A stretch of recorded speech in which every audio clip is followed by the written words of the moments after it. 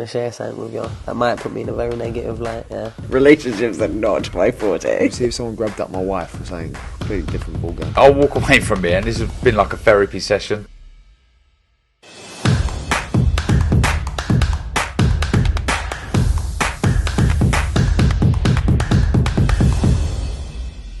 This is Joe Pugh for IFL TV, proudly sponsored by Everlast. Delighted to be here in Stratford by the president of the WBC himself, MAURICIO SULAIMAN. Thank you for a lovely lunch here. We had a great boxing chat for the past couple of hours, and just a fantastic way to finish your trip over here in England. Yes, it has been a tremendous trip. We're closing the year with a bang. 60,000 at Tottenham. Over 150,000 tickets sold by Tyson Fury in a year, demonstrating his greatness and his power in the sport, his leadership, his loyalty to the WBC. I'm just very, very proud of this weekend that I spent here. Yeah, let's talk about that to start off with then. Tyson Fury versus Derek Chisora. It was a massive event at Tottenham Hotspur Stadium. First of all, just a word on the magnitude of that event here in London. It was massive to see the British fans, which are the best in the world, to see them enjoy and sing and chant was something that will always be remembered. We did go to the Gloves Up, Knives Down program before going to the stadium, right there in Tottenham. And I was humbled to see the work that they do to inspire kids to stay away from the dangers of what society can lead you to. And from there we went to the stadium, and it was just immediate, the climate that I felt. In the middle of the winter, so cold, and it was a packed stadium with everybody enjoying, family atmosphere, and Tyson Fury at his best. Let's talk about the fight itself then. It's received some criticism in the build-up. Was there ever any doubt in your mind to allow Derek Chisora to be the opponent for the WBC World Heavyweight title? Absolutely not. Derek Chisora has been a proven attraction, a world-level boxer, ranked in the WBC after he defeated Pulev. And you see Fury coming off 2 Wilder fights, 1 White fight, the mandatory, so why not? He deserves a voluntary defense. He tried to fight Joshua, he tried to fight USYK in this night. They were not available, so it was correct, and it proved to be a good fight. He was competitive, he was trying to win at all times. I am sorry the corner didn't stop the fight before. He took additional punishment that he should not have, but thank God he's okay. And just, you mentioned about the Joshua fight could have happened. You obviously work closely with Tyson. In your mind, was there ever a possibility that you thought that fight was going to happen for December? Yes, I was led to believe that it was a firm offer. I don't know any details. I don't know what happened. We officially were informed there was a possibility of the fight, but at the end it didn't happen. Tyson Fury's now made light work of Dillian Whyte and Derek Chisora. Is that just a sign of how good he is? Absolutely. I mean, he has made a statement. He knocked out Wilder twice in dramatic fashion. Then, with 1 punch, he knocked out Dillian Whyte.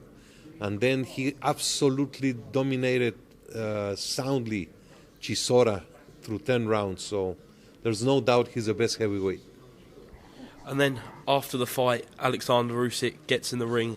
They've stared down, and it sets up the biggest fight in world boxing, the undisputed heavyweight title fight for 2023. How confident are you that that can finally happen? I am very confident. I believe it is going to happen. This is the right time. All the stars are aligned to it. So there is no objection, in my belief, from any sanctioning organization. So it should proceed and happen. For the WBC and for the boxing world as a whole, how important is it to have one champion, especially at the top of the heavyweight division, the glamour division? It is very important for the fans. The fans like undisputed champions. They like to see clarity. Unfortunately, the reality and the facts are different. There are 4 world organizations that have different rules, different agendas, and at times it is complicated to maintain a unified champion. But for the fans, it's very important, and we support them, and we try to do our best to keep them as that. Over the past week, in the build-up to the Chisora fight, there's been some discussion whether the IBF might get in the way of that fight potentially happening. I know you talk to the guys at the IBF quite regularly. Do you think that there is a possibility that they might put a stop to this undisputed fight? I don't know. I truly don't know. I hope the fight takes place and it goes for all the 4 belts. Tyson Fury said in the week also that he would never fight for that IBF title again after what happened with him after his win against Vladimir Klitschko. Knowing Tyson, do you think he's just saying that, or do you think he will go on to fight for that title? I don't know. I can only talk about the WBC. I know he's very proud of the WBC. We're very proud of him, and he has shown a great leadership, a great ambassador role, a role model as our champion. So I can only talk about WBC. In your mind, though, because there's a bit of confusion of who is the next mandatory to call their mandatory. So, in the heavyweight division, with the rotation system put in place, who do you think is the next governing body to call their mandatory challenger? If Tyson Fury wins, then it would be the WBC next in line because he's coming from the WBC side. If USYK wins, then we will have to see and understand what's the rotation that they have at this moment. And that final eliminator is looks like it's going to be Deontay Wilder versus Andy Ruiz. As far as final eliminators go, that's some mega fight in its own right, isn't it? Sensational. That's a real mandatory. The winner of Ruiz Wilder, it's a real mandatory contender for the heavyweight champion of the world. So that's what we try. The value and the recognition and the level of the mandatory contender has to be the best at all times. I know you said over lunch that you love coming to the UK and these events are so massive. Do you think it would be good to get potentially Deontay Wilder, if he wins, finally over here in the UK to fight Tyson Fury for the 4th time? That would be a tremendous. Wilder in the UK, I'm sure he would be a tremendous impact. He has a tremendous power, both inside the ring and outside the ring. He's a leader. He has put down Fury 4 times, has been very close to knocking him out. So a 4th fight, of course, it's welcome. If they fight 10 times, it will be 10 great fights. Over the weekend, we also saw a fantastic finale to a trilogy, Estrada Chocolatito. What did you make of that fight? Did you watch it? I think they have put the table for a 4th fight. They are just made one for each other. They make boxing humble and proud. They are tremendous athletes, great stories, and it was a tremendous fight. I want to talk to you about CONOR BENN, Mauricio. I know you can't say too much because it is an ongoing legal matter. But just as far as Conor's involvement with your programme, the Clean Boxing, what timescale did this all happen and when did you find about the adverse findings? It is all being discussed. The investigation is ongoing. The protocol of the Clean Boxing program is taking place right now. We're getting all the documents and papers from his side. We're going to have a hearing, and then eventually the WBC will put out the ruling with all the explanation. So, if it goes against CONOR BENN, do you think we will see him with a ban, not just from the WBC's point of view, but from a wider boxing licensing? I don't know what any other instance would do, and I don't like to speculate. I'd rather have the whole process go through, and then we will see what that ruling is. We know VADA handles your policy.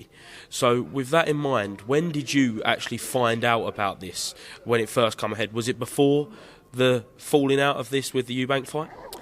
This will be out in the whole ruling. You're very clever. You asked the same question in a different way. But I'm sure you can appreciate that I cannot say specific things at this moment because we're going through the process, and this could interrupt the management of the protocol. You rumbled me there, Mauricio. You rumbled me. Your experience with these questions. Just last one on that. When would you like to see this all resolved? I hope that by the end of December, we have a final ruling on the case. I just want to talk about the lightweight division. It's finally got some clarity. We've got one champion, Devin Haney, and it looks like he'll be taking on Vasily Lomachenko in the early parts of next year. Just a word on that fight, because it's a fantastic fight, isn't it? Yes, a word on that fight is that I'm very pleased on the process that the WBC handled. It was through the franchise designation that we're closing a great cycle of great fights.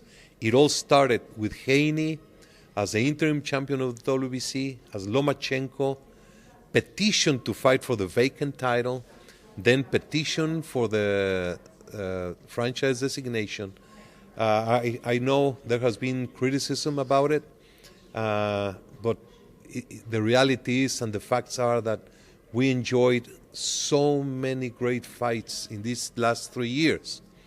Fights by Haney defeating Gamboa, Linares, Cambosos twice, Teofimo defeating Lomachenko, Cambosos defeating Teofimo, Ryan Garcia with Luke Campbell.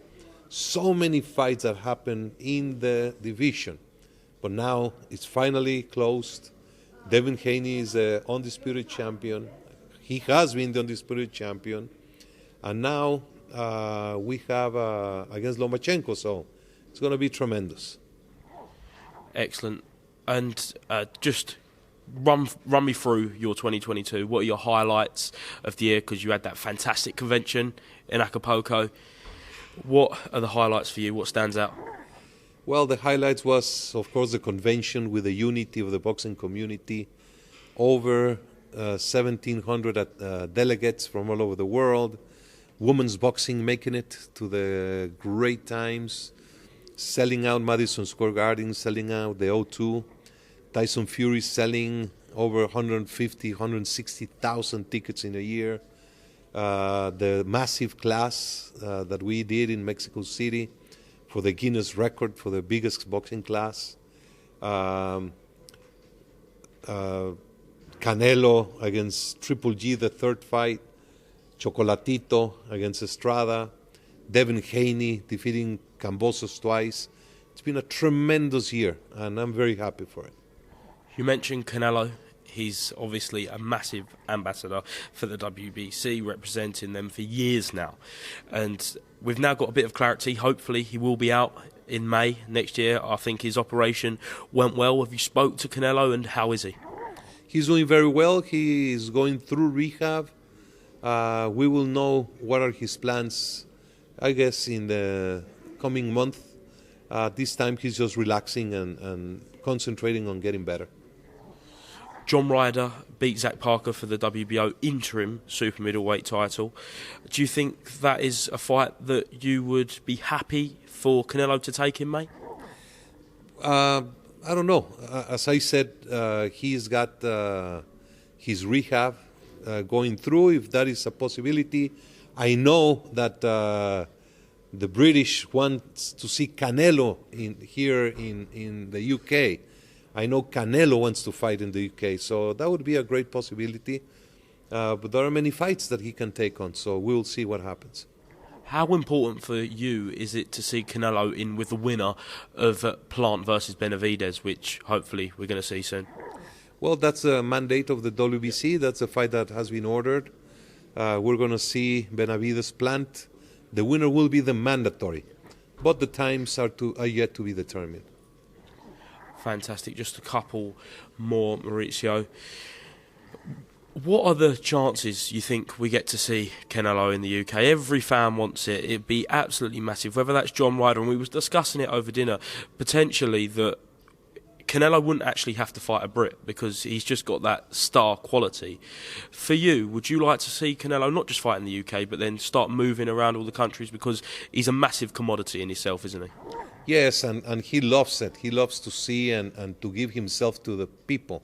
He's a humble man. He's a great attribute to the sport, a good ambassador to the WBC. He loves to be around people and to make them feel special. He would love to be here in the UK. Last one then. Going into 2023, what fights would you like to see? In an ideal world, we get all the big ones, but we know it's easier said than done in boxing. But what fights do you want to see, and what fights do you believe the WBC can make happen? I would love to see Fury USYK, Spence Crawford. I'm looking forward to see Haney Lomachenko, Estrada Chocolatito 4, Canelo against Benavides or Plant or Charlo would be great matches. Who else would I like to see? I'd like to see the rematch between the girls, Amanda Serrano and Katie Taylor. That would be sensational. There's so many fights. That Katie Taylor versus Amanda Serrano rematch, spoken about being at Croke Park. You thought Tottenham was loud. I think that could blow your ears off, Mauricio, that one. That would be massive. That would be massive. And I'm so happy for women. They have worked so hard, dedicated themselves so hard. And here they are in the big stage. Well, that makes it a fantastic way to end the interview there. Mauricio, thank you very much for inviting us here today and having a great lunch, and hopefully to see much more of you in the next year, and have a fantastic Christmas, and I'll see you soon. Same to you. All the best. God bless, and thank you so much. Cheers, Mauricio.